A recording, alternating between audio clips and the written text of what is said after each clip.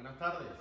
Vamos a conversar hoy sobre el tema 4, que tiene que ver con el tema de la coherencia en el discurso y sobre los principios lógicos. Dice el comienzo de las Santas Escrituras: al principio era el verbo, verbum.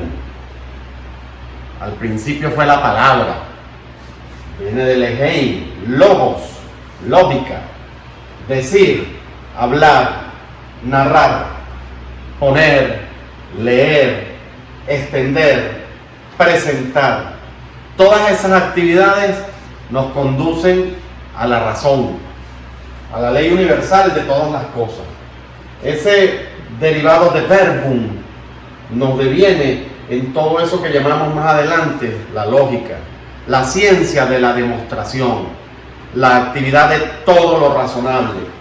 Y de allí es tan importante que aprendamos de estos principios lógicos para tener coherencia en el discurso, para poder explayar las ideas. Y desde luego, desde el punto de vista de los abogados, es nuestro principal instrumento de trabajo, la palabra. Siempre ha habido una discusión muy antigua, bizantina, en todas las carreras, sobre qué fue primero, si el lenguaje o el pensamiento.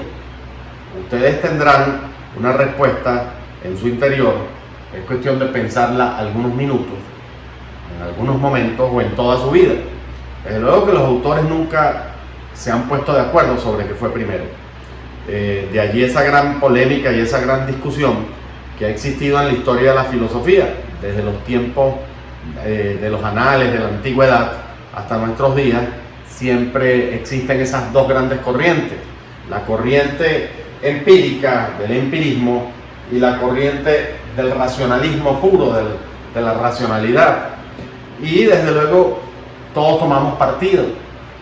Algunos nos ubicamos dentro de las corrientes empíricas y otros nos ubicamos dentro de las corrientes del racionalismo. Pero ¿cómo comienza esta discusión? Como diríamos, ¿qué fue primero? ¿El lenguaje o el pensamiento? Algunos de ustedes me dirán que el lenguaje, otros de ustedes me dirán que el pensamiento. Como aquella sempiterna pregunta que ¿cuál fue primero? ¿Si el huevo o la gallina? Los que creen en la teoría de la evolución seguramente responderán que fue el huevo.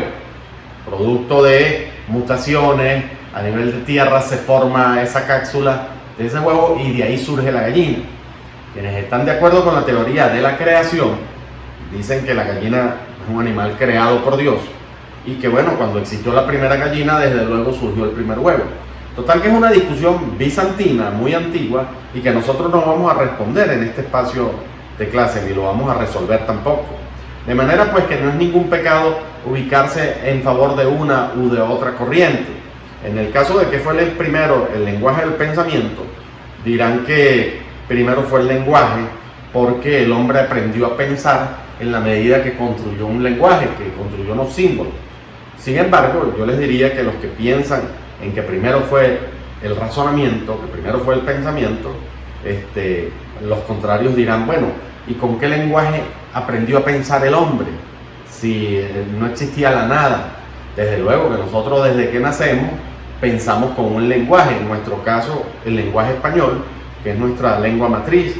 A través del español nosotros pensamos, a través del español nosotros edificamos oraciones y palabras y grandes discursos. Pero bueno, esa discusión no va a quedar resuelta por ahora. Simplemente lo que quiero es escudriñarles, de alguna forma despertarles la inquietud para que entiendan de dónde provienen estos principios lógicos y de dónde deviene esta coherencia en los discursos. Muy bien, dentro de esa corriente del empirismo se trata de sobrevaluar lo que significa la experiencia, el método experimental. La corriente empírica parte de lo inductivo, es decir, para sacar una idea, los empíricos proponen que todo va de lo particular hacia la universalidad. Eso quiere decir el método inductivo, la inducción de las ideas más pequeñas hacia las ideas más grandes. En sentido contrario, los de la corriente racionalista, nos informan que primero sale un pensamiento universal para luego ir hacia lo particular. Es decir, todo lo contrario, en vez de inductivo, es deductivo. La inducción, recuerden, es aquella que parte de lo particular a lo universal, y la deducción es aquella que parte de lo universal a lo particular. Por supuesto que no es ningún pecado que ustedes a sí mismos se revisen y ustedes mismos concluyan en cuál es su método de investigación. En el caso nuestro podemos decir con toda seguridad que nuestro método es el método deductivo. ¿Por qué? Porque partimos de ideas generales hacia casos concretos, hacia casos particulares. Quienes utilizan otra corriente construyen diametralmente opuestos. Desde lo pequeño, desde lo particular, van hacia una idea universal. Muy bien, esta es la gran discusión filosofal de muchos años, de mucha antigüedad, y en la cual no nos hemos puesto de acuerdo todavía. Es importante entonces que nuestros estudiantes de lógica jurídica nos iniciemos un poco en el mundo de la filosofía y aprendamos por qué es tan importante la lógica, porque todo viene de aquí, de la actividad de lo razonable, de la ciencia de la demostración. Nosotros tenemos que convencer con palabras, nosotros tenemos que demostrar y reconstruir hechos. ¿A través de qué? A través de esos principios lógicos que a continuación les vamos a señalar. No sin antes verificar que no solamente la lógica es la ciencia de la demostración, sino que al mismo tiempo se auxilia con la interpretación, la correcta interpretación, la actividad de lo razonable, la ciencia de la demostración a través de esa gran técnica y esa gran disciplina que es la hermenéutica, la interpretación de todos los hechos sociales. Ya hemos revisado la hermenéutica en temas anteriores. Vamos a hacer una pausa y continuamos con estos principios de la lógica. El maestro Sócrates nos enseña a conocernos a nosotros mismos. Cuando dice, conócete a ti mismo. En ese sentido, nos exhorta a que tengamos que verificar en nuestro interior a cuál corriente de pensamiento nos ubicamos. Si la corriente empírica, aquella que privilegia la experimentación, aquella que privilegia la palabra, aquella que dice que primero fue la palabra y después el pensamiento, o ubicarnos en la escuela del racionalismo, aquella que dice que primero fue el pensamiento, es decir, primero pienso, luego existo. De manera pues que esta es una invitación permanente a que revisemos cuál es la metodología que vamos a utilizar en nuestras investigaciones y en nuestro trabajo diario, en nuestro devenir como abogados.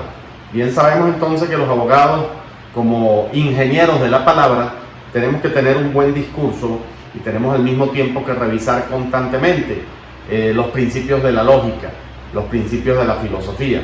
Y en ese sentido hay 4 principios fundamentales, los cuales vamos a pasar a explicar brevemente a continuación. El primero de ellos, el principio de identidad. A es igual a A. Este principio nos dice que todo se parece a sí mismo. Es decir, esto no requiere mayor demostración ni mayor debate, puesto que A es igual a A. Eso es una ley universal. Si usted tiene, por ejemplo, una roca y la parte por la mitad, entonces usted tendrá como producto 2 rocas, dos piedras. Es decir, en esencia sigue siendo lo mismo. Usted tiene 2 rocas de una misma roca. Es decir, eso en esencia continúa siendo lo mismo. Pero si usted tiene, por ejemplo, un animal y lo parte por la mitad, entonces usted no puede decir que va a tener 2 animales, porque efectivamente le quitó la vida a un ser y por una parte le quedará o la cabeza de un perro o la pata de un perro. Me van a perdonar por ese ejemplo tan prosaico, pero que nos determina muy bien lo que es la identidad, lo que no requiere mayor demostración y lo que no requiere mayor argumentación. Por eso se dice que A es igual a A. A igual a A. Vamos entonces con el segundo principio, que es el de la contradicción. Este es un principio fundamental en el derecho, toda vez que siempre hay 2 versiones de las cosas, toda vez que en cada juicio nos vamos a encontrar con 2 versiones diferentes de un hecho fáctico, de una situación fáctica. Y en ese sentido, decimos que A es igual a B, esa es una fórmula que no cuadra, y que definitivamente siempre va a haber un conflicto. Ese conflicto, esa contradicción en los juicios siempre es A versus B, para encontrar de alguna forma la razón suficiente o la verdad. Tiene que haber contradicción para que haya juicio. El tercer principio lógico es aquel llamado tercero excluido, donde nos encontramos con dos fórmulas totalmente raras. A es igual a B, esto es una fórmula falsa, o B es desigual a B. Siendo ambas fórmulas inexactas, entonces lógicamente existe una tercera fórmula que nosotros debemos encontrar. Es decir, cuando tenemos dos fórmulas falsas, tenemos que encontrar la verdad. Ahí es cuando se habla entonces del tercero excluido. Y el cuarto principio es el principio de la razón suficiente. Verificados los tres anteriores, se dice que la razón suficiente es cuando se investigan las causas y se determinan las consecuencias de las cosas. Cuando se pone en práctica todo el método experimental, todo el método científico. De allí que el derecho sea una verdadera ciencia, porque agotamos la experimentación, la observación, la comprobación, llegamos al planteamiento y a la solución final de los problemas. ¿Utilizando qué? Utilizando los principios de la lógica, utilizando la hilvanación del discurso, utilizando los elementos más importantes para convencer a los jurados y para generar dudas. El buen abogado es aquel que siempre genera dudas en los jurados.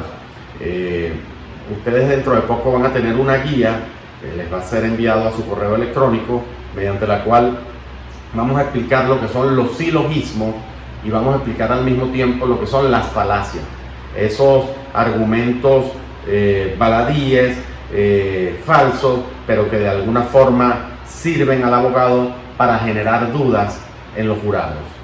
Muchísimas gracias, nos vemos en una próxima oportunidad.